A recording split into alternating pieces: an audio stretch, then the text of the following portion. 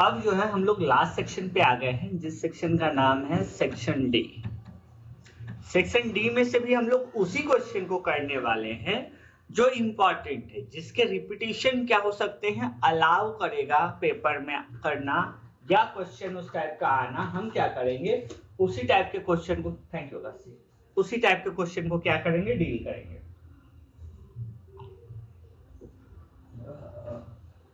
जैसे पहला क्वेश्चन जो है 23 में भी इसका क्या है, रिपीटेशन अलाउ होगा, मे भी इसमें नंबर चेंज हो, पैटर्न सेम हो सकता है। क्या कह रहा है, subtract the sum of 3x plus 5, sorry 3y है तो लिख लेते हैं 3y plus 5 and 5y minus 4 from, देखिए क्वेश्चन को समझिएगा पहले, उसके बाद सॉल्व करने पे आएंगे। From 2y minus 8 and 4y plus 3। तो भाई साहब सबसे पहले बात क्या किया गया है, सब्ट्रैक्ट द सम ऑफ, सबसे पहला बात किया गया है सब्ट्रैक्ट द सम ऑफ। तो हम सबसे पहले क्या करेंगे, सम करेंगे। अब सम करेंगे तो किसका किसका सम करेंगे भाई, इन दोनों पार्ट का और इसका सम करेंगे और देखेंगे क्या वैल्यू आता है। तो मुझे पता है 3y प्लस 5y कर सकते हैं, प्लस 5 माइनस 4 कर सकते हैं क्योंकि लाइक टर्म है। From 2y minus 2y plus 4y कर सकते हैं, माइनस 8 प्लस का 3 कर सकते हैं। ठीक है, टर्म तो यही है।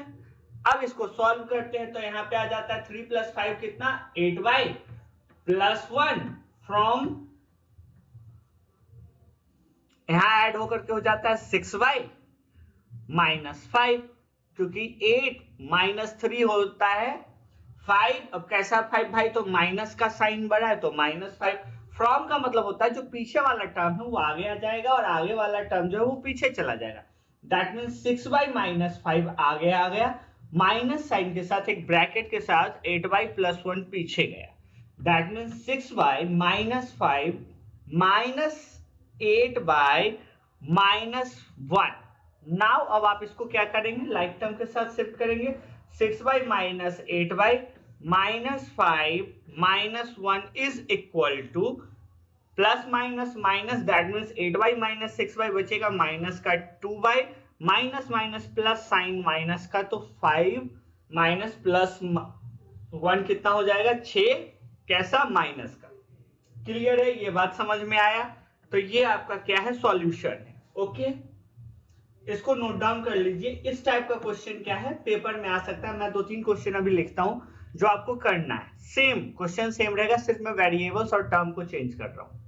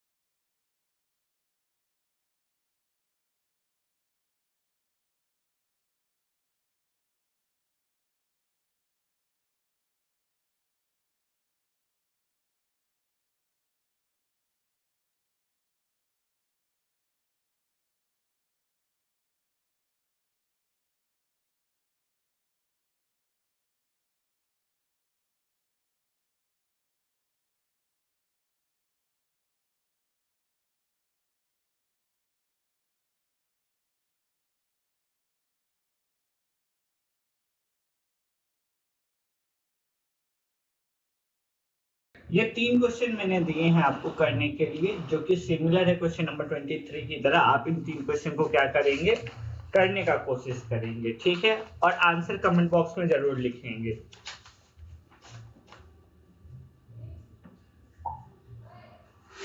अब बारी आता है क्वेश्चन नंबर 24 का। कह रहा find the circumference of a circle if the area of circle is 616 square centimetre.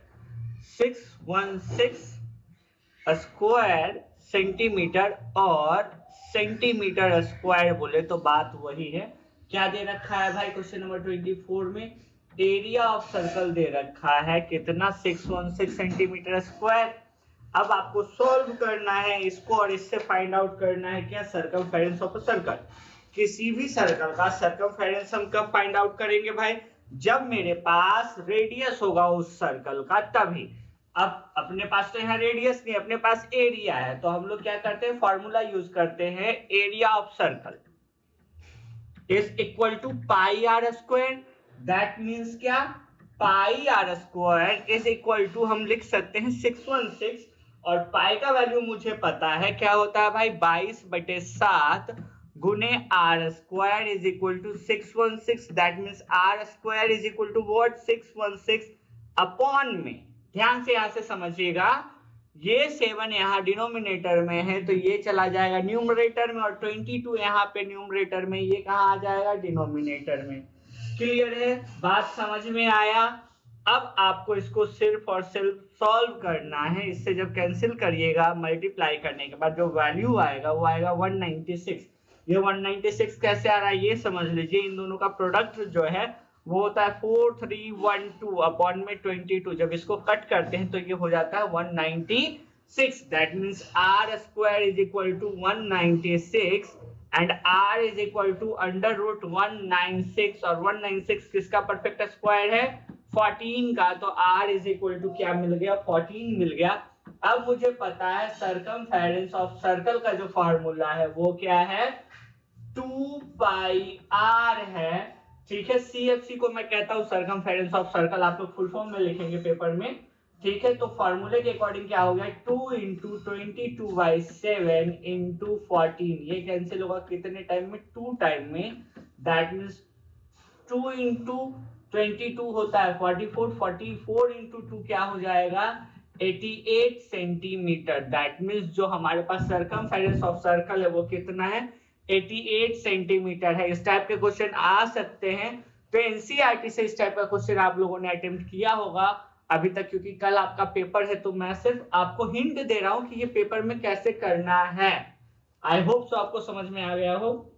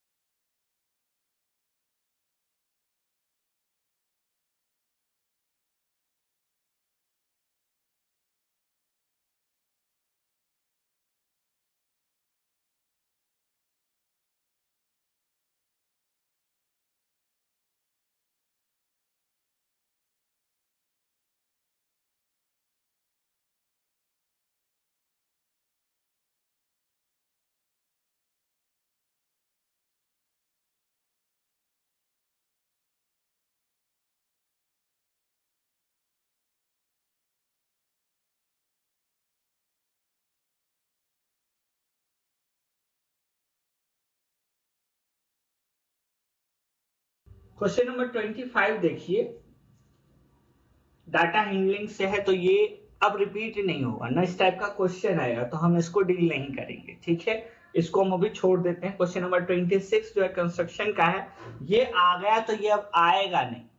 Construction के क्वेश्चन जरूर आएंगे बट ये नहीं आएगा, तो इसका एक्सप्लेनेशन लेकर के अभी आप क्या करेंगे, सिर्फ टाइम वेस्ट होगा, वो छोड़ देते हैं। क्वेश्चन नंबर 27 में जो पहला क्वेश्चन है वो नहीं आने का, क्वेश्चन नंबर 27 का सेकंड क्वेश्चन आ सकता है, इस टाइप का क्वेश्चन आ सकता है।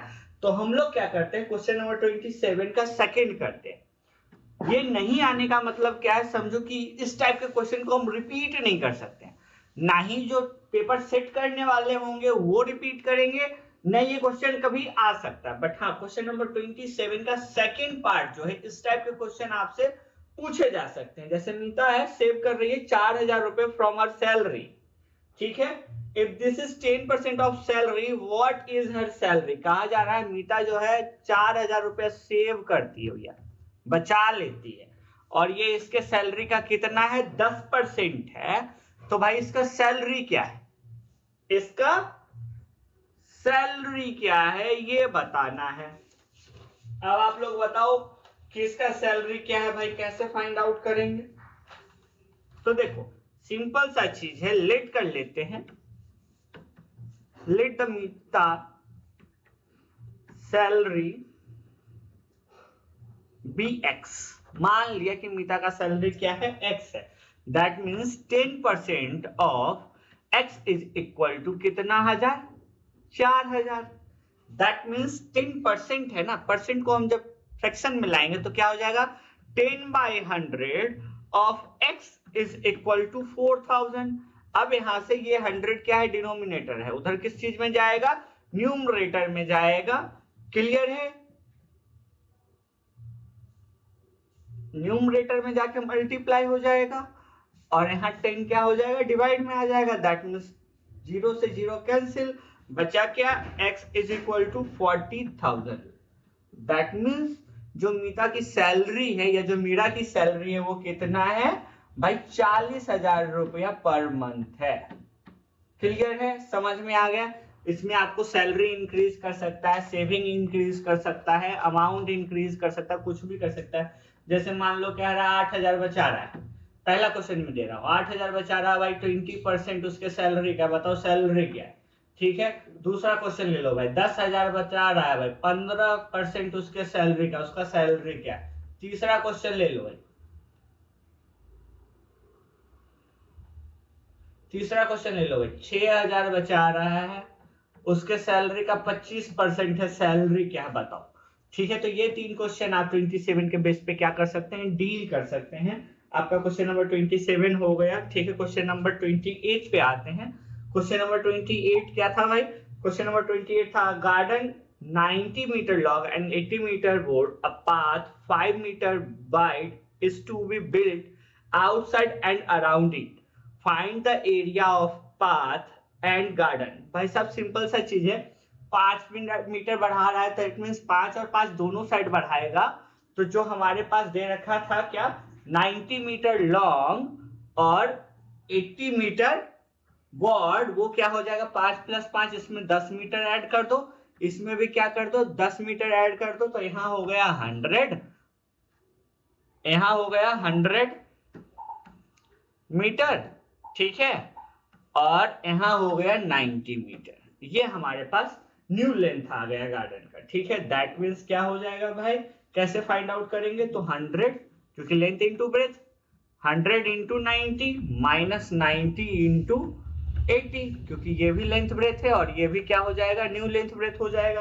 अब ये हो जाता है 9000 और ये हो जाता है 7200, तो दोनों को सब्ट्रैक्ट कर देंगे तो क्या मिल जाएगा 1800 सेंटीमीटर स्क्वायर। क्या है भाई, उसका पाथ है, क्योंकि पाथ ही तो निकालना था। ठीक है, अब पाथ निकाल दिया